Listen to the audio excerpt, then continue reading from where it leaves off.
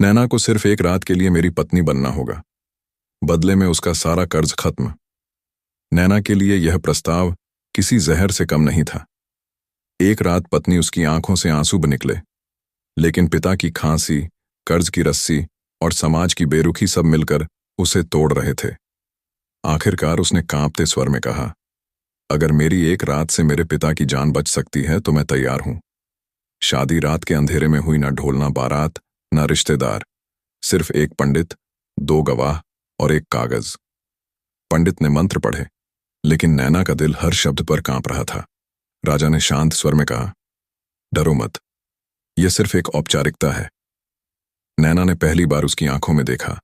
वहां हवस नहीं थी, वहां थकान थी और कोई गहरा दर्द। रात की पत्नी बस यही पहचान थी उसकी। बहुत पुराने समय की बात है। वो बरसाती रात कुछ अलग ही थी।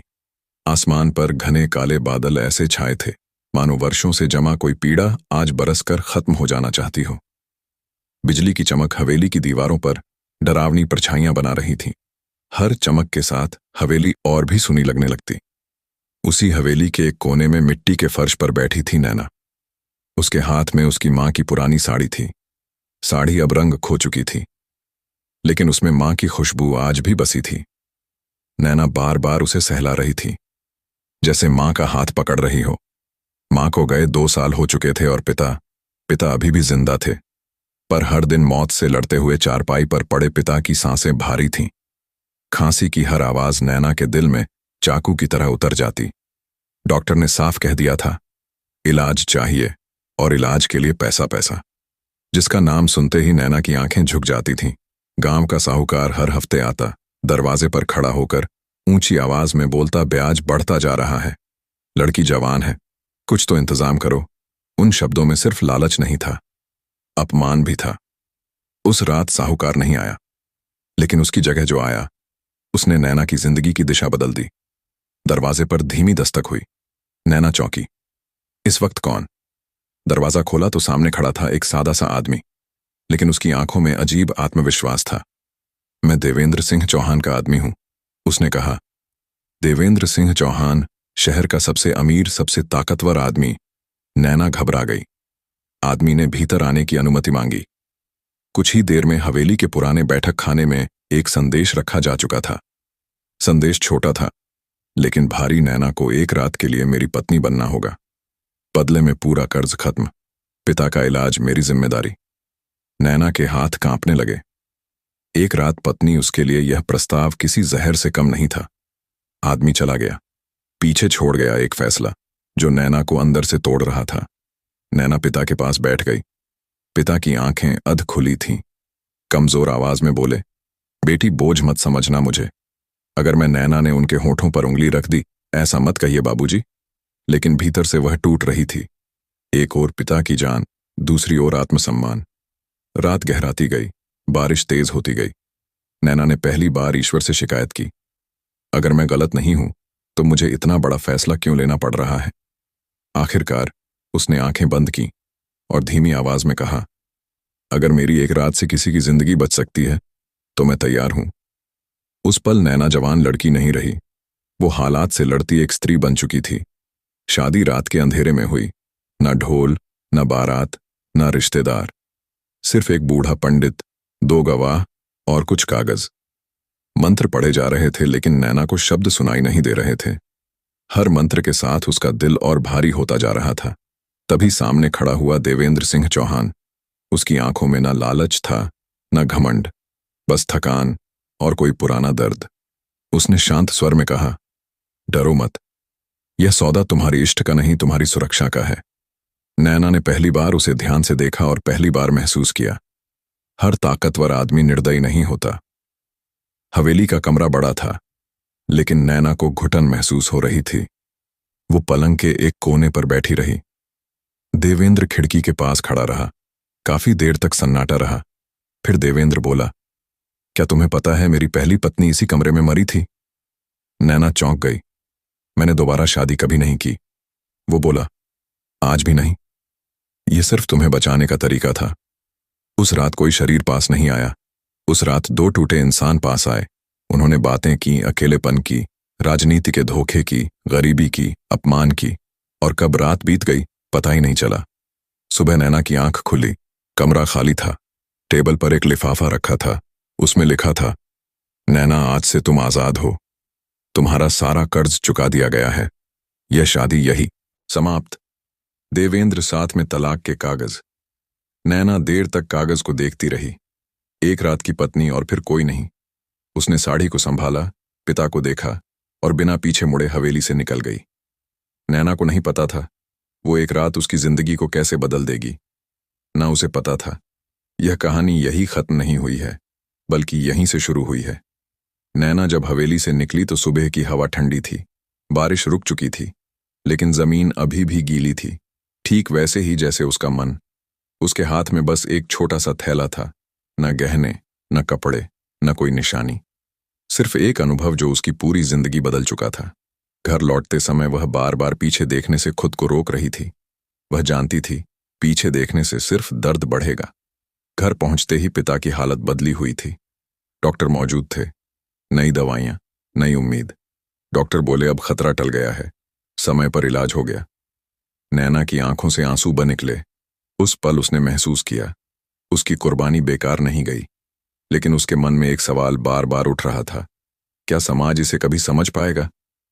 पिता के ठीक होते ही नैना ने फैसला किया, अब किसी के आगे हाथ नहीं फैलाऊंगी। उसने फिर से पढ़ाई शुरू की। दिन में ट्यूशन पढ़ाती, रात में खुद पढ़ती, कभी कभी थक कर रो भी लेती, लेकिन हार नहीं मानी। गांव की औरतें फुसफुसाती थीं, वही लड़की है ना जो एक रात में अमीर बन गई। नैना सुनती थी पर जवाब नहीं देती थी, क्योंकि वह जानती थी समय खुद जवाब देगा। साल बीते, नैना ने पढ़ाई पूरी की, शहर के स्कूल में नौकरी मिली। पहली बार उसे लगा मैं सिर्फ किसी की बेटी नहीं, किसी की पत्नी नहीं, मैं खुद हूं। उसने अपने पिता के साथ शहर में छोटा सा घर लिया। साधारण जीवन, लेकिन आत्मसम्मान से भरा। फिर उसने एक और कदम उठाया। शाम को वह झुग्गी इलाकों में जाकर गरीब लड़कियों को पढ़ाने लगी। लोग पूछते, इतनी मेहनत क्यों? नैना मुस्कुराकर कहती, क्योंकि पढ़ी लिखी औरत कभी सौदा नहीं बनती। 7 साल बाद एक सरकारी अस्पताल में नैना अब शिक्षिका के साथ साथ सामाजिक कार्यकर्ता भी बन चुकी थी। वो किसी काम से अस्पताल आई थी। फाइल उठाई, नाम पढ़ा, देवेंद्र सिंह चौहान। उसका दिल एक पल को रुक गया। 7 साल फिर भी नाम वैसा ही असर रखता था। वह कमरे के बाहर रुकी, हिम्मत जुटाई और अंदर चली गई। बिस्तर पर लेटा आदमी अब पहले जैसा नहीं था, चेहरा थका हुआ, आंखों में अकेलापन। देवेंद्र ने उसे देखा, पहचानने में एक पल लगा, फिर हल्की मुस्कान आई। मेरी एक रात की पत्नी, उसने धीरे से कहा। नैना की आंखें भर आईं। नहीं, उसने शांत स्वर में कहा, मैं वह औरत हूं जिसे आपने एक रात में जिंदगी दी। कमरे में सन्नाटा छा गया। देवेंद्र ने कहा, मैंने कभी तुम्हें भूलने की कोशिश नहीं की। नैना ने उत्तर दिया, मैं भी नहीं, लेकिन यादों के साथ जीना सीख लिया। अगले कुछ महीनों में उनकी मुलाकातें होती रहीं, बातें, खामोशियां और अधूरे सवाल। एक दिन देवेंद्र ने कहा, इस बार कोई मजबूरी नहीं, अगर चाहो तो सिर्फ मेरी पत्नी बनकर नहीं, मेरी साथी बनकर आओ। नैना ने बहुत सोचा। यह वही आदमी था जिससे उसका अतीत जुड़ा था, लेकिन अब वह वही नैना नहीं थी। आखिर उसने कहा, अगर रिश्ता होगा तो बराबरी का, सम्मान का। देवेंद्र की आंखें नम हो गईं। इस बार शादी दिन में हुई, ढोल बजे, लोग आए, समाज के सामने कुछ आंखों में सवाल थे, कुछ में जलन। लेकिन नैना का सिर ऊंचा था। वो सौदे से नहीं, अपने फैसले से आई थी। नैना जानती थी शादी के बाद संघर्ष खत्म नहीं हुआ है। असल परीक्षा तो अब शुरू होगी, क्योंकि समाज औरत को माफ करने से पहले उसे बार बार परखता है, और नैना हर परीक्षा के लिए तैयार थी। नैना जब देवेंद्र सिंह चौहान की पत्नी बनकर दोबारा हवेली आई तो बाहर से सब कुछ वैसा ही था। बड़े दरवाजे, ऊंची दीवारें, भारी फर्नीचर, लेकिन भीतर की हवा बदली हुई थी। हवेली में काम करने वाले लोग उसे सम्मान से रानी साहिबा कहते थे, पर उनकी आंखों में सवाल छिपे रहते। जब नैना गलियारे से गुजरती, पीछे फुसफुसाहटें शुरू हो जाती, यही है ना, वही कहानी वाली। नैना सब सुनती थी, लेकिन चुप रहती थी। एक दिन देवेंद्र ने कहा, अगर कोई तुम्हें छोटा महसूस कराए तो मुझे बताना। नैना हल्की मुस्कान के साथ बोली, नहीं, मुझे खुद को साबित करना है, आपके नाम से नहीं, अपने काम से। देवेंद्र राजनीति में फिर सक्रिय होने लगे और जैसे ही उनका नाम दोबारा चर्चा में आया, विरोधियों ने नैना को निशाना बना लिया। अखबारों की सुर्खियां छपीं। सौदे से शुरू हुआ रिश्ता। क्या यह सत्ता की नई चाल है? नैना ने अखबार हाथ में लिया। उंगलियां कांप गईं। उस रात उसने देवेंद्र से कहा, अगर मेरी वजह से आपकी इज्जत पर आंच आ रही है तो मैं खुद अलग हो जाऊंगी। देवेंद्र की आवाज पहली बार ऊंची हुई। बस अब खुद को दोषी ठहराना बंद करो। तुम सौदा नहीं थी, तुम मेरी जिंदगी का सबसे सही फैसला हो। नैना की आंखों से आंसू बह निकले। नैना ने तय किया, अब जवाब शब्दों से नहीं, काम से देना है। उसने अपने वेतन और बचत से एक छोटा सा महिला स्वास्थ्य और शिक्षा केंद्र खोला। वहां आने वाली औरतें कहती, रानी साहिबा आप दवा नहीं देती, हिम्मत देती है। धीरे धीरे वही समाज जो उंगली उठाता था अब सिर झुकाने लगा। एक दिन अचानक देवेंद्र पर घोटाले का झूठा आरोप लगा। पुलिस आई, मीडिया टूट पड़ा। जो लोग कल तक साथ थे आज दूर खड़े थे। देवेंद्र थक चुके थे। जेल की कोठरी में उन्होंने कहा, अगर तुम ना होती तो मैं टूट गया होता। नैना ने उनका हाथ थामकर कहा, जिस रात आपने मेरा साथ दिया था आज मेरी बारी है। नैना ने खुद केस की फाइलें संभाली, दस्तावेज जुटाए, सच सामने रखा। 3 महीने बाद फैसला आया। जज ने कहा, इस केस में सबसे मजबूत सबूत कोई कागज नहीं, एक पत्नी का विश्वास है। कोर्ट हॉल तालियों से गूंज उठा। नैना की आंखों में आंसू थे, इस बार अपमान के नहीं, सम्मान के। कुछ समय बाद नैना मां बनने वाली थी। हवेली में खुशी थी, लेकिन साथ ही फुसफुसाहटे भी। देवेंद्र के बड़े भाई का बेटा वीरेंद्र अफवाह फैलाने लगा। इस बच्चे की सच्चाई कौन जानता है? नैना पहली बार भीतर से कांपी। उसने देवेंद्र से कहा, अगर मेरे कारण इस बच्चे पर सवाल उठेंगे। देवेंद्र ने बात काट दी, मेरे खून से बड़ा मेरा विश्वास है। गांव में पंचायत बैठी। नैना सबके सामने खड़ी हुई, सर ऊंचा, आवाज शांत। उसने कहा, मैं कभी मजबूरी में एक रात की पत्नी थी, लेकिन क्या एक मजबूरी पूरी जिंदगी का चरित्र तय करती है? अगर हां, तो इस समाज को खुद से सवाल करना चाहिए। मेरे बच्चे से नहीं सन्नाटा छा गया। एक बूढ़ी औरत आगे आई और बोली, बेटी आज तूने हमें आईना दिखाया है।